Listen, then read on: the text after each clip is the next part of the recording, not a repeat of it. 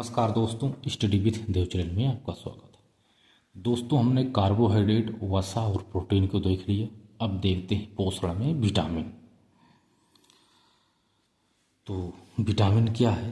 तो विटामिन की खोज पंक ने की है, यानी फंक ने की, लेकिन इसे सहायक पोषक पदार्थ थपकिन ने कहा। यह एक सहायक पोषक पदार्थ है, इसको कहने वाले हैं थपकिन महोदय।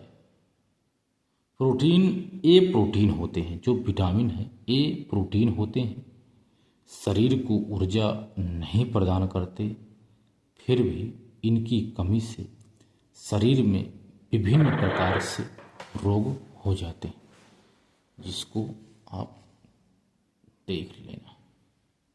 तो आइए बताते हैं हम कि विटामिन से क्या क्या, किन किन प्रकार से रोग होता है, क्या क्या होते हैं। तो विटामिन्स के प्रकार, विटामिन्स के प्रकार को देखा जाए तो दो तरह से होता है। घुलनशीलता के आधार पर, श्रावण के आधार पर।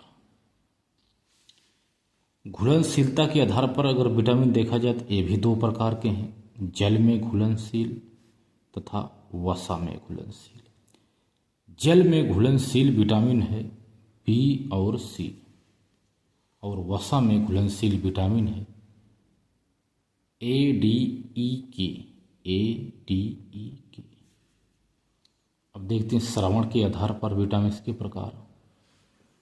ऐसे विटामिन जिनका शरीर में श्रवण होता है, इसे ही कहते हैं, जैसे डी और के।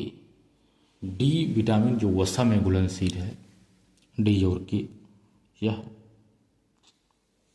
शरीर में इसका श्रावण होता है। ऐसे विटामिन जिनका शरीर में श्रावण नहीं होता है, यह प्राप्त किया जाता है, यानी बी सी ए ई। बी सी जो जल में घुलनशील है, ए भी, और ए और ई, ये सभी इनका श्रावण शरीर में नहीं होता है।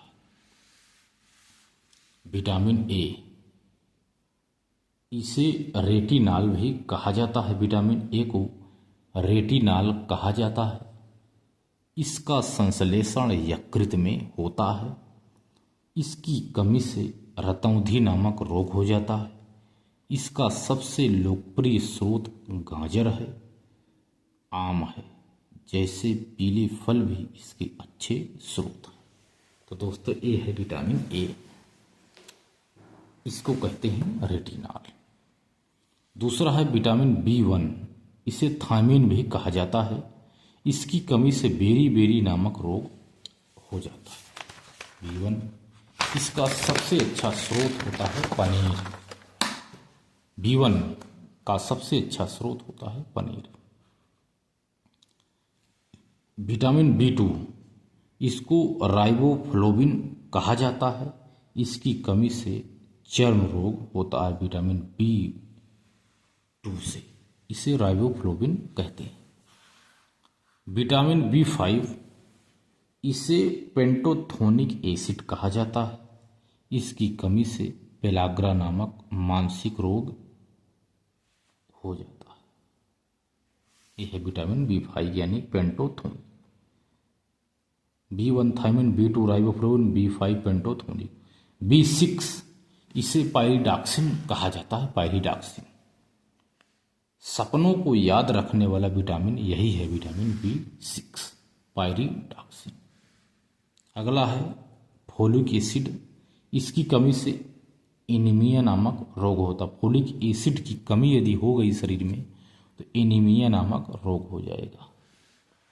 अगला देखते हैं विटामिन बी12, इसको साइनोकोबालिन के नाम से जाना जाता है।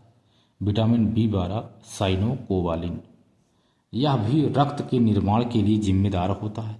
इसकी कमी से एनीमिया, इसका मुख्य अवयव कोबाल्ट, इसकी यदि कमी हो गई 12 की, 12 की, तो एनीमिया रोग हो जाएगा।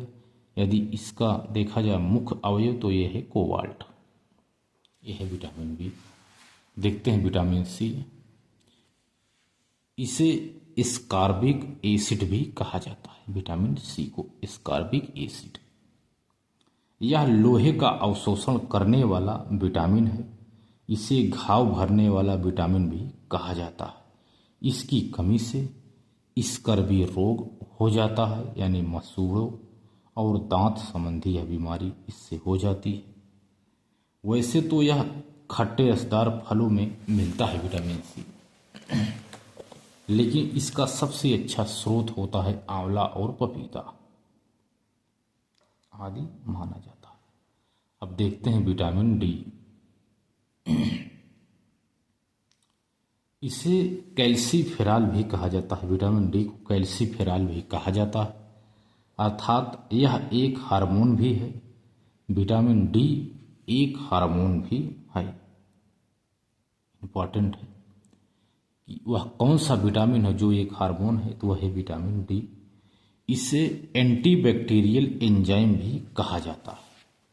इस विटामिन का संश्लेषण प्रकाश की उपस्थिति में शरीर में ही पूरा हो जाता है। विटामिन डी की कमी से रिकेट्स या सूखा रोग भी हो जाता है। विटामिन डी विटामिन ए के सभी स्रोतों में पाया जाता है। अगला है विटामिन ई।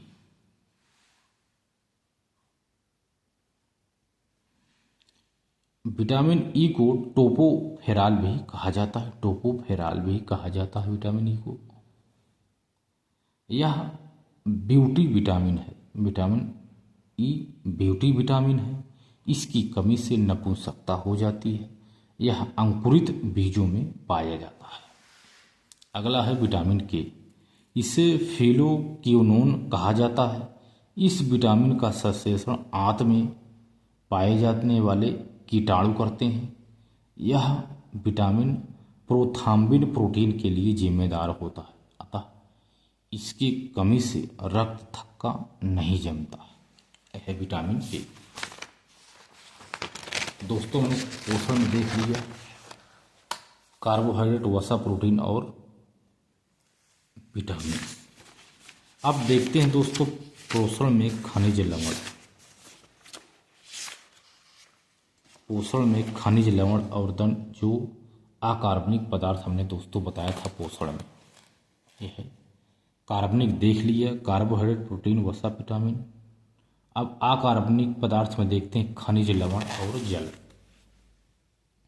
तो आइए देखते हैं खनिज लवण। हमारे शरीर में carbon, hydrogen, oxygen, nitrogen, calcium और फास्फोरस बड़ी मात्रा में पाया जाता है। यह पाए जाने वाले तत्व हैं।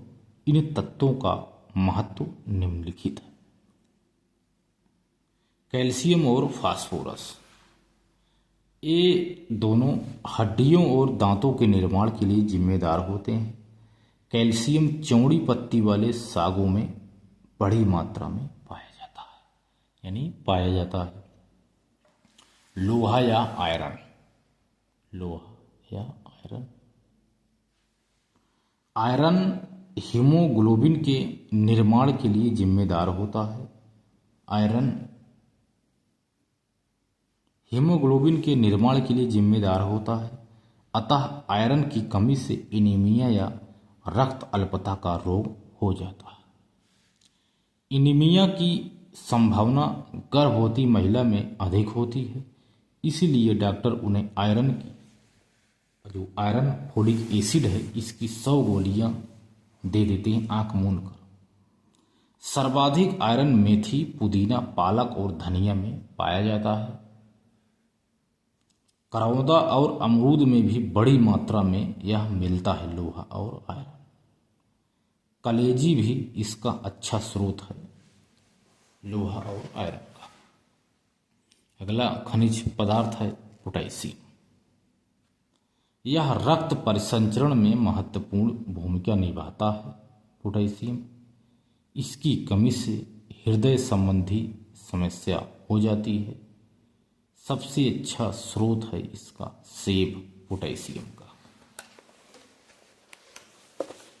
अतः डॉक्टर हृदय रोगियों को सेब खाने की सलाह देते हैं, जिसमें पोटेशियम पाया जाता है। पोटेशियम के बाद देखते हैं दोस्तों सोडियम। इसका मुख्य कार्य शरीर में प्रसारण, दाब और जल संतुलन को बनाए रखना है। सोडियम का कार्य है कि शरीर में प्रसारण, दाब और जल संतुलन को बनाए रखना। इसकी कमी से डिहाइड्रेशन की समस्या हो जाती है, यानी निर्जलीकरण की। इस समस्या को दूर करने के लिए नमक वाला नींबू पानी पीना चाहिए। नमक सोडियम क्लोराइड होता है, नमक एक सोडियम क्लोराइड होता है। इसके बाद देखते हैं दोस्तों आयोडीन। आयोडीन क्या करता है? इसकी कमी से घेघा रोग हो जाता है, यानी गोइटर हो जाता है। आयोडीन युक्त नमक खाने से इसकी कमी पूरी हो जाती है। नाइट्रोजन, पानी में नाइट्रोजन की अधिकता से बच्चों को ब्लू बेबी रोग हो जाता है। यह एक आनुवंशिक रोग भी है, यानी खानदानी रोग। पानी में नाइट्रोजन की अधिकता से बच्चों में ब्लू बेबी रोग हो जाता है। कोबाल्ट रक्त निर्माण के लिए जिम्मेदार होता है। कोबाल्ट रक्त निर्माण के लिए जिम्मेदार होता है। यह हो गया खनिज। अब देखते हैं जल। ये अकार्बनिक पदार्थ है। जल शरीर में लगभग 70% जल होता है। यह कैलोरी विहीन होता है, लेकिन शरीर में होने वाली उपापचयी क्रियाओं के लिए यह बहुत महत्वपूर्ण होता है जल। दोस्तों हम एक देखते हैं एंजाइम। ये प्रोटीन का ही हिस्सा होता है।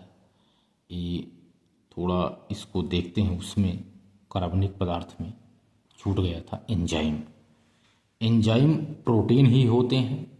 ये शरीर में होने वाली रासायनिक और जैविक क्रियाओं को उत्प्रेरित करते हैं, इसलिए इन्हें जैव रासायनिक उत्प्रेरक कहा जाता है। इस तरह ये पाचन और उपापचय में सहायक होते हैं एंजाइम। आइए देखते हैं दोस्तों संतुलित भोजन। जिस भोजन से शरीर को आवश्यक ऊर्जा प्राप्त हो जाए, शरीर की वृद्धि हो, शरीर रोग मुक्त हो, वही संतुलित भोजन है। संतुलित भोजन के लिए